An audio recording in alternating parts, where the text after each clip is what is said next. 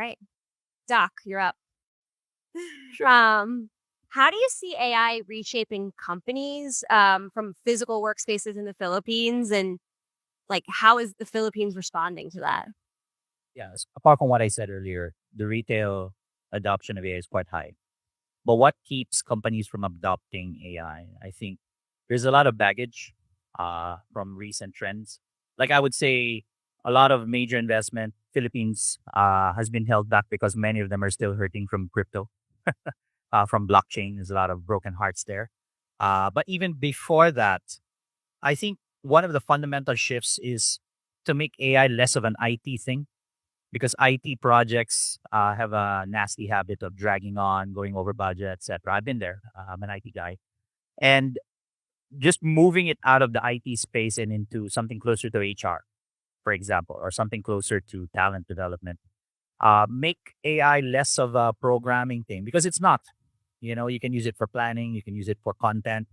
Well, traditional data analytics and IT tend to be quite techy. It surprises a lot of people when they realize how very little you need to know about tech just to use AI. And then you can flip it around. One of the worst disrupted industries right now. I'm sure you guys saw what 4.0 did to image generation. You can now create a Studio Ghibli portrait of yourself. I just did that right now while I was in the audience. So artists are hurting, uh, teachers are hurting, and if you see the common denominator between education and art is that there's a lot of status in education. You have to have all these degrees, you have to have a PhD. In art, you kind of have to be recognized as an artist. And what AI does is just fundamentally democratize that. No, you don't. Just produce, just create. So I think that's the big shift for companies who kind of get it, focus on shipping output rather than looking at. I heard Sean on the interview just earlier. BPOs have always been traditionally headcount based, like how many seats, how many heads.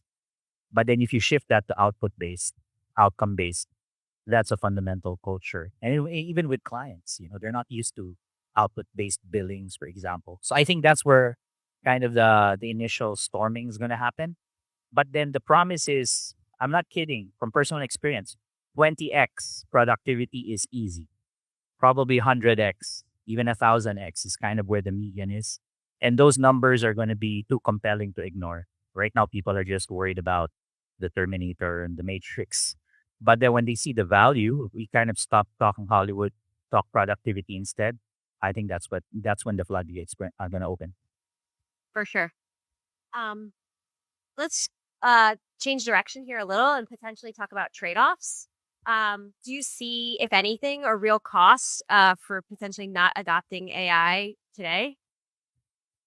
Well, yeah, I don't want to sound too much like the Kool-Aid guy, but you know how they keep saying there's only going to be three kinds of companies. You like jump to the future, go into hibernation, and pop up 10 years from now and try to recall what companies you knew.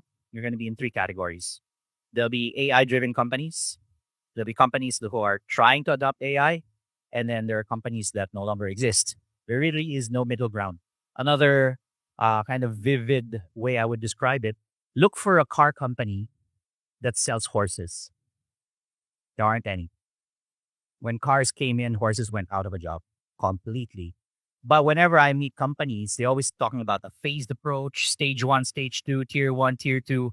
Maybe we do this AI thing for this department first, and the rest can wait. You're either in or you're out. So if I bring that back to practical terms, I think it begs the question: do you see yourself or your company existing in 10 years? And it boils back down to what value do you provide your user, your customer? Goes back to that. It's less about all these other corporate stuff. And what AI will do is delete all of that corporate stuff and focus on value. So yeah, it's going to be a bit of a storm for the next few years. I'm sure you all read the Andreessen Horowitz article about a month ago. They're really it's for me it was the pivot. That means VCs are throwing money at AI companies that are looking to disrupt BPOs.